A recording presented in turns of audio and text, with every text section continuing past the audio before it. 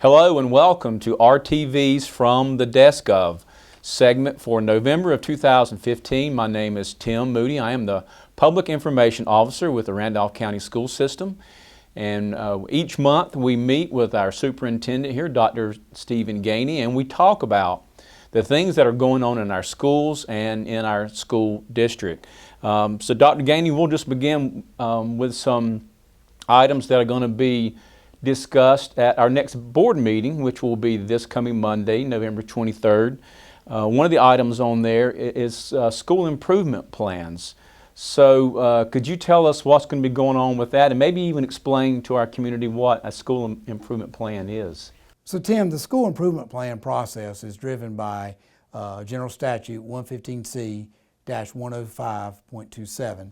And with that process, the staff at each school will develop a plan for their school, and then they will vote on the plan. And once they approve the plan they want for the school, then it does come to the board, as will happen Monday night, for the board to approve. And once the board approves the plan, then the school will post their plan on their website to be very transparent to the public, and so the public can view these plans.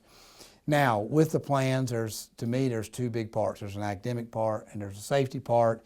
And in the plans, they'll have goals and strategies to reach the goals. School improvement plans really provide direction to schools. What's interesting to me over the last 23 years since I've been in education was they've gone from being very general plans and very large plans to becoming more specific, data-driven plans and more measurable plans.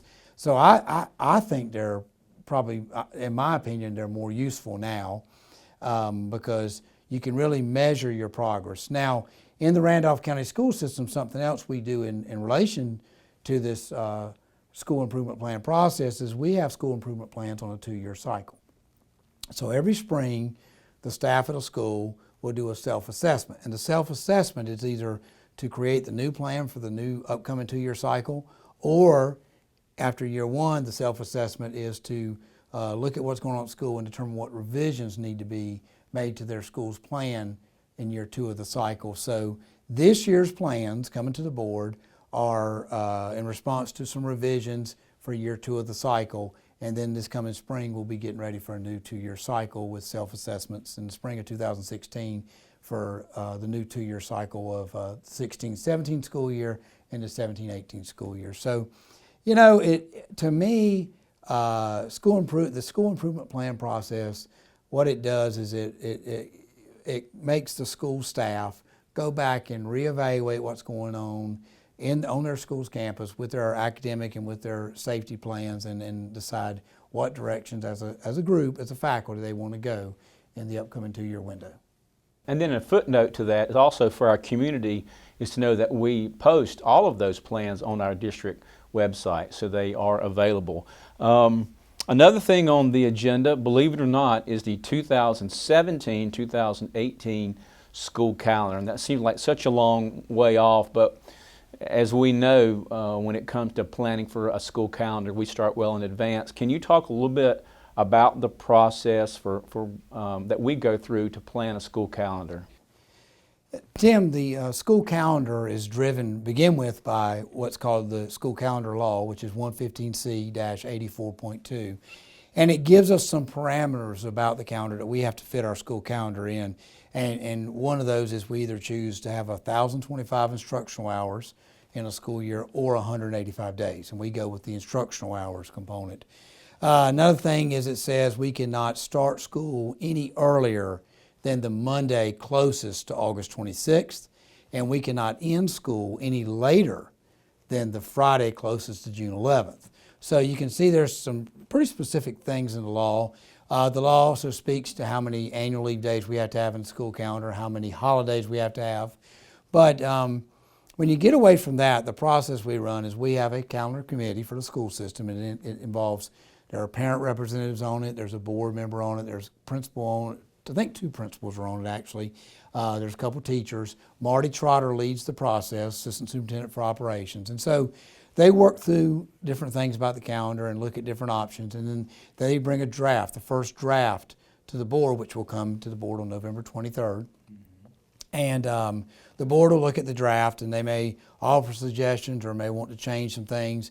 But if we leave that board meeting with a approved draft, then Marty will post that calendar option or that calendar draft for the rest of the month of November and the month of December, and he'll pull it down at the end of December, and he'll look at the feedback with the committee. They'll look if there any changes need to be made, and then a second reading of the calendar will come at either the January 2016 board meeting or the February 2016 board meeting, probably likely the January meeting. But the other thing with the calendar that I want to stress is that we're trying to work hard to help parents be able to plan. So we're working, last year this time we were working on the 2016-17 calendar.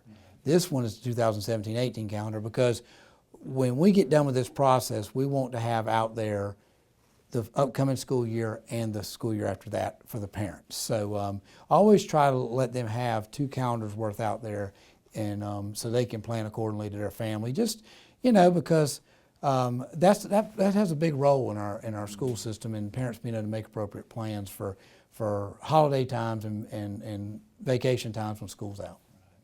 Okay.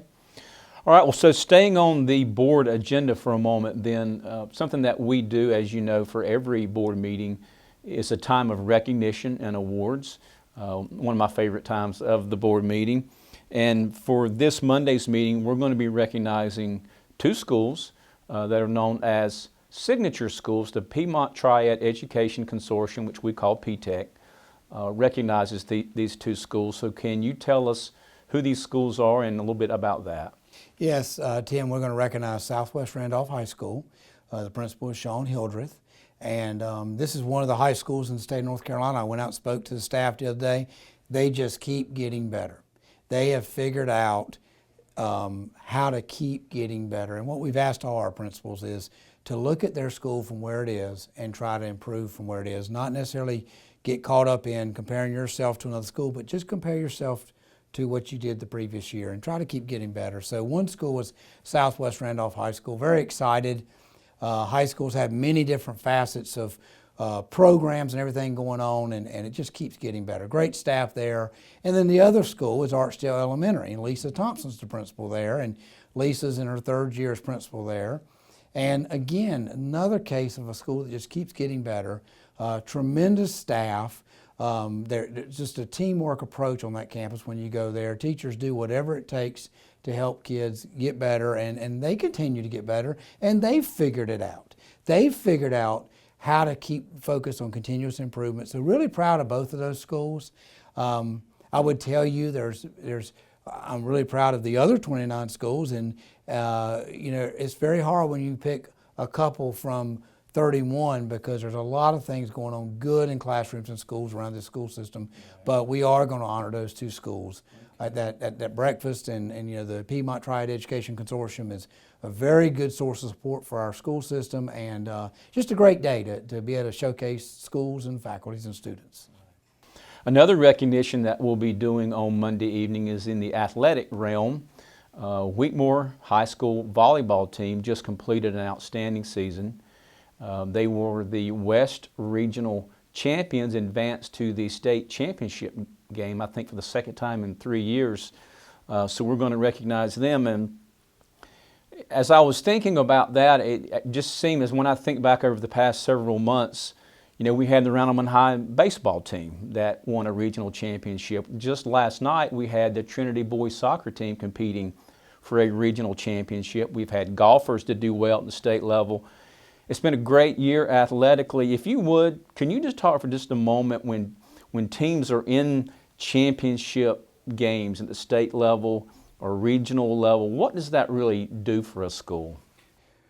Well, Tim, when our teams and our athletes get to compete at this high level and this far into the playoffs, it's very exciting for our school system. It's an opportunity to showcase the high level of character among our children. Also, the high level of talent our children have in this school system, and I get have the good fortune of going around and seeing these students compete in different areas and different sports, and it's just exciting. It's a moment of pride for these communities, moment of pride for the principals and the coaches and the parents. So it's just fun to see. like you, we've talked many days, the value of high school athletics to you and me and what it meant to us as children growing up. It's fun to watch it translate to another group of children and to see high school athletics continue to live on and have a longevity among the teenage children of this county and the state of North Carolina. We're fortunate in this state, and it's just exciting to see them compete. And you watch these events and you start, many times I kind of get away from the event and I'm starting to wonder, what are these kids going to do years from now? What leadership roles are they going to be in? Because you're seeing leaders out there. They're leading their teams, and it's just exciting. And, you know, different sports, you know, you have the ups and downs, but I would have to say that athletics is alive and well in this county. It's an exciting time. Whatever night of the week you want to find a great athletic competition, you can find it in the Randolph County School System, and that's because of our kids, our coaches, and our parents, and the leadership at the schools. So it's been an exciting run we've had. It has been. It has been.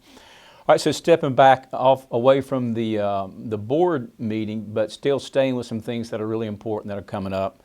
The Path to Pride is something that's we as a school district are in the process of updating, but I suspect we have a number of people that don't really know what that is and what it means to our school system. So can you give us an overview? Well, Tim, the Path to Pride is the school system's strategic plan, and it has 5 strategic directives in it. And these directives are, they address different things. One of them addresses academics, one addresses the operations of the school system, one addresses our business finance area of the school system. One of the strategic directives talks about our communications, public relations area, and then we have a human resources strategic directive. And what it does, it provides direction to the school system, and it's not a lengthy plan by any means. I mean, I'm not a fan of the 40-page strategic plan that by page 2 or 3 someone's tired of reading. It's a very short and succinct plan, and it's a very direct plan. And we are working through some different groups and getting feedback on where we are with some parts of it to see what revisions need to be made over time. There are parts that may not have played out the way that we thought they would have when the plan was initially created, but it serves as a Path to Pride serves as giving us some direction as a school system. And I think every organization needs some kind of overarching plan. You have this plan for the school system, but then it's very much like those school improvement plans that each school has that provides direction for each school. Okay.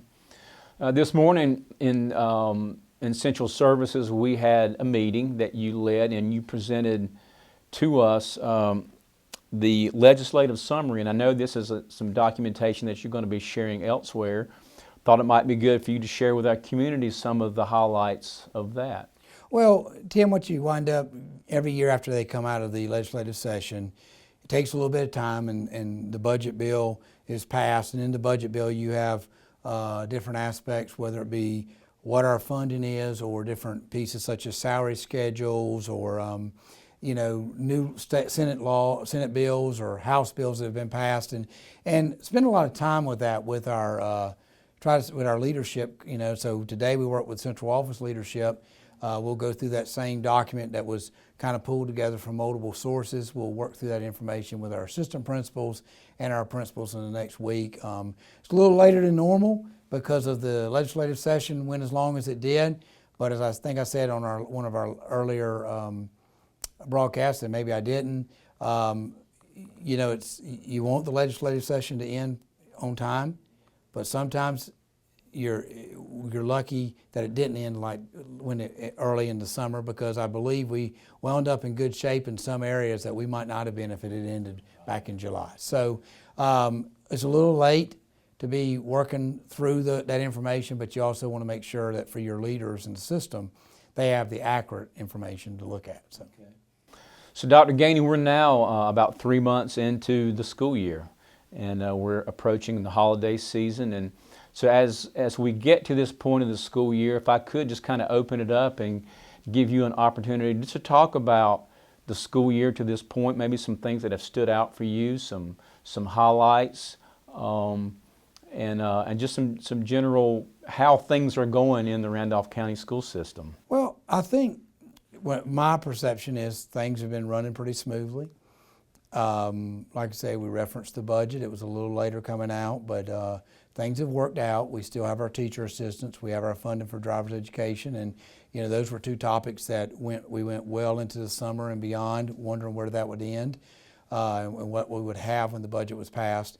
But I think one of the things that stands out to me that is really grabbing my attention, maybe more so this year than last year, and I know it's just, is continuing to meet more staff members and more community members and continuing to build relationships and continuing to have opportunities to talk about our system. I don't think the staff could ever imagine in these schools and the community could ever imagine how much I value the conversations that they start with me or about our school system, or they engage in when I ask them a question or talk to them.